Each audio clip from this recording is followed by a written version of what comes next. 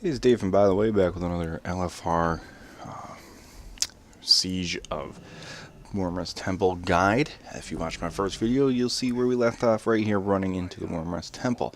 Now, 9 times out of 10, you're going to jump on the left side, Drake, the green one. If you have a specialized group, they might change it up and go to the right. You can do either one, but I'd say 9.9 times out of 10, you're going to the left, you're jumping on the green Drake. And you're going down into this maw to take on the next boss, Warlord Zon'ozz.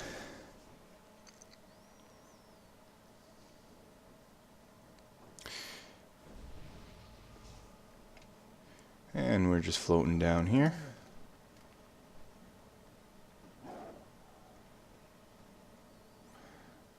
And as you can see, we are just running around the outside perimeter. The second boss is in the middle. We're going to run around the outside perimeter, kill these groups of mobs off. Waiting for everybody to get in here and buff up, because usually between bosses people drop and we have to refill them. LFR does that automatically for you. I will be taking the role of healer in this run. I have done DPS on these fights. I have not tanked them yet, so I have not a lot of information on that. But running into this group of mobs, you're going to want to burn down. DPS is going to want to burn down the eye tentacle thing first. Any melee DPS just says watch out for black stuff on the ground, as it does a little bit of AoE damage, but usually having 6 healers, it's not a problem keeping you stacked up. Once the eye is down, if the DPS is paying attention, they can focus on one thing, burn it down quicker, but usually they split up here and it takes a little bit longer to kill those off.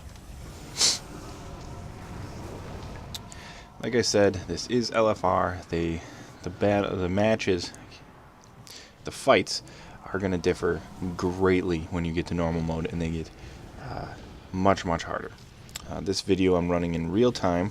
This one is a little bit longer than the first fight, reaching just over 10 minutes. These mob sets, this trash on the outside takes a little bit longer to burn through than the first boss's trash does, but not horribly longer. And we're just going to clean these up and move on to the next set. I believe there's 3 sets of trash before you jump onto the boss.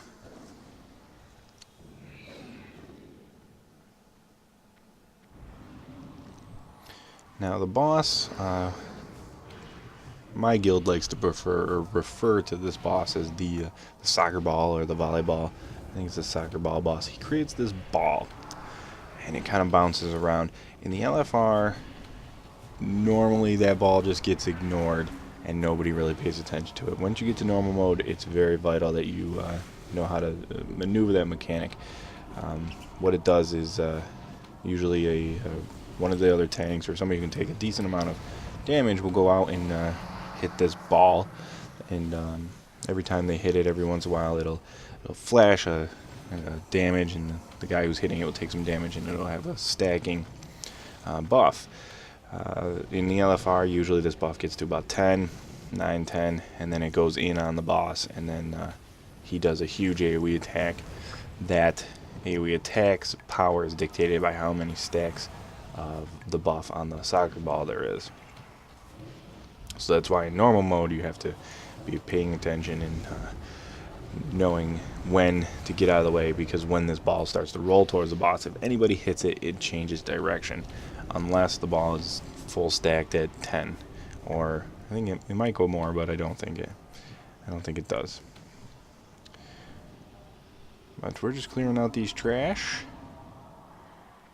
and we're going on to the last set.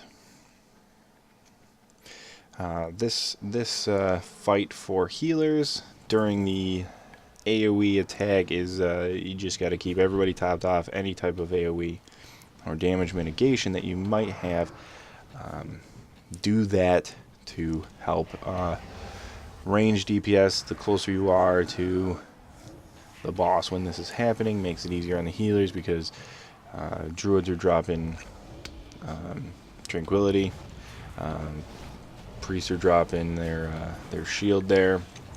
Anything to help mitigate the damage and not force us to constantly heal is a good thing. So range DPS, the closer you are, the better. I know this is a little bit harder for hunters, but you can still get in pretty close without dropping out of or messing up the hitbox and starting to hit the boss with your axe.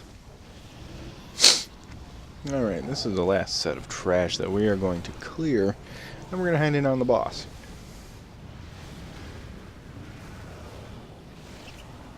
You'll notice that blue up on the top, or right in the top rightish of the screen, there's that blue little portal. Once you kill the boss, and generally after you kill this trash group, you head, that's like the front of the room. You can see I run to it, but most people just run right in on the boss. But that blue portal will take you back to Wormrest Temple, where you, after this boss, you'll go on to the right side of Wormrest Temple and the red or orange drake, whatever color it is, and head to the third boss, the slime boss. But right now we are on the second boss, and he is the excuse me, he is the non-slime boss, Warlord Zon'ozz. I don't know how to say it, but as you can see, everybody gets buffed up here, and we run on in. He will form his soccer ball, and I think actually one of the other druid healers ends up going out there and hitting it. See, he's making it right there. Now that thing's going to bounce around and does a decent amount of damage, so you're going to want to have a healer watching the guy who's hitting that and pushing it around. Now you can see in LFR, people are just ignoring it for the most part. It's a vital mechanic once you get past LFR, but in LFR it's something that you can kind of overlook because of the ease of it. A lot of AoE healing here is good. You can see DBM is telling me how many stacks the soccer ball has on it. Once it hits 10, I believe it comes in on the boss. Now, not sure if the druid healer is trying to push it towards the boss or if he's just out there getting hit by it, but it is somewhat maneuverable, but very delicate once it gets hit by somebody.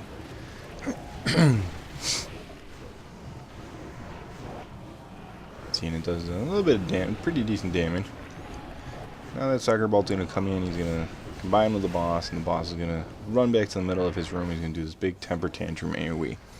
This is where you're going to want to drop your AoE heals, your damage mitigation, bark skin if you're a druid, anything that can prevent damage to make it easier for the healers, because this is there's a lot of damage going on here.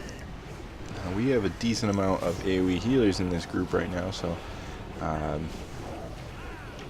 we actually get through it pretty well.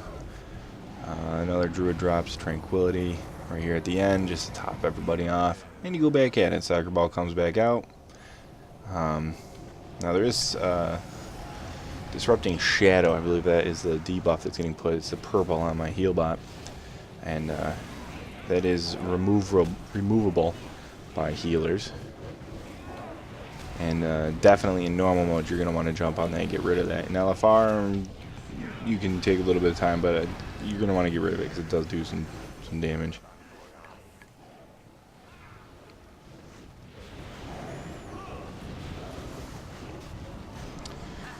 Another type of fight where your DPS just freaking burn them. Tanks are in there doing their thing. Healers just keep everybody topped off. And for the most part, for this part of the fight, there's not too much damage going on that the healers are being stressed. I am wearing a decent amount of gear, so my mana regeneration is pretty decent. When you first get in here, you're going to have a little bit of trouble, but it's not impossible. Now, we'll go into another temper tantrum. Everybody kind of moves in to make it easier for healers to prevent them from dying. Stacking up is a very good thing here. There's a lot of AoE healing going on. And relatively easy fight, especially if you're getting groups of people that are well geared and your DPS is burning through them fast.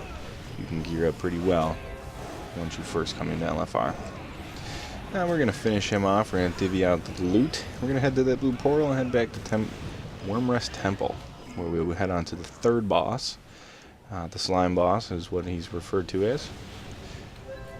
And I'm gonna leave you here. I am Dave from By the Way. It's been another Warcraft LFR guide. If this was helpful, let me know. Give me a thumbs up. Leave me a comment if I left anything out. And like always, good luck and have fun.